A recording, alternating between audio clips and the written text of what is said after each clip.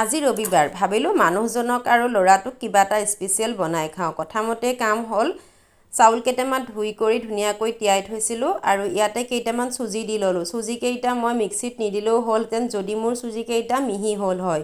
মোৰ চুজি কেইটা মোটা, গতিকে মই ইয়াতে মিক্সিত দি লৈ পেলাই ঘোলটো প্ৰস্তুত কৰি ল'লোঁ। মোৰ ঘৰত পিছে নাৰিকল এভেইলেবল, জনাখিনিয়ে জানেই, গতিকে এটা ধুনীয়াকৈ নাৰিকল কাটি তাক ৰুকি ল'লোঁ। আপোনালোকে নাৰিকল বজাৰত গুড়াও কিনিবলৈ পায়, সেয়া গুড়াও ব্যৱহাৰ কৰিব পাৰে। মই পিছে এনেকৈ দিলোঁ। ইয়াতে কাজু কিচমিচো দিব পাৰে। মোৰ দিয়া নহ'ল কাৰণ ল'ৰাই কাজু কিচমিচ এনেকৈ দিলে নাখায়, গতিকে মোৰ দিয়া নহ'ল।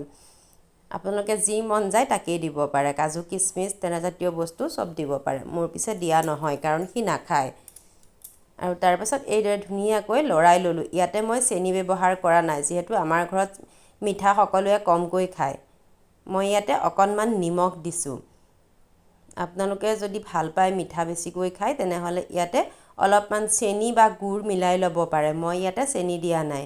তাৰপাছত এই মোৰ কলি পেনখনতে ধুনীয়াকৈ তেল অকণ সানি ল'লোঁ। আপোনালোকে যেনেধৰণৰ বাচন ভাল পায় তেনেকৈ দিব পাৰে। এনেকুৱা পেনত নহ'লেও মাটিৰ খোলাটোত দিব পাৰে।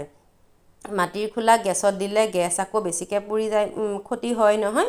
মই অকণমান আকৌ চিন্তাও কৰোঁ দেই, মানে ইকনমিক আৰু সেইকাৰণে ধৰক অকণমান গেছ কমকৈ যাওক বুলি ভাবি পেলাই এইখনতে এনেকৈ কেইবাখনো দি দিলোঁ। মই ষ্টাইল কৰিব নাজানো, গতিকে খালী পিঠাকেইখন হ'ব লাগে সেই বুলি ভাবি একেলগে দিছোঁ। আপোনালোকে ষ্টাইল কৰে যদি এখন এখনকৈ বনাব পাৰে। তাৰপাছত এই কেৰাহীখনতে মই কৰিলোঁ কি, অলপমান গাখীৰ দিলোঁ, তাতে 1 কাপ চেনি দিছোঁ। বেছিকৈ খালে বেছিকৈ দিব পাৰে। ইয়াতে আপোনালোকে ইচ্ছা কৰিলে গুড়ো দিব পাৰে। মোৰ পিছে গুড় নাছিলে, সেইকাৰণে চেনিকে দিলোঁ। দি কেইটামান ইলাচি থেতেলিয়াই ল'লোঁ। লৈ পেলাই ইলাচিকেইটাও ইয়াতে দি দিলোঁ। পিঠাকেইখন পিছে ৰেডি হৈছেই। গাখীৰখিনি অকণমান উতলি পেলাই শুহি যাবলৈ বাট চালোঁ। তাৰপাছত এখন এখনকৈ পিঠাখিনি ইয়াতে দি গ'লোঁ। খাবলৈ খুব ধুনীয়া সোৱাদ হয় আৰু খুব ধুনীয়া এটা গন্ধ ওলাইছে ইলাচিৰ পৰা।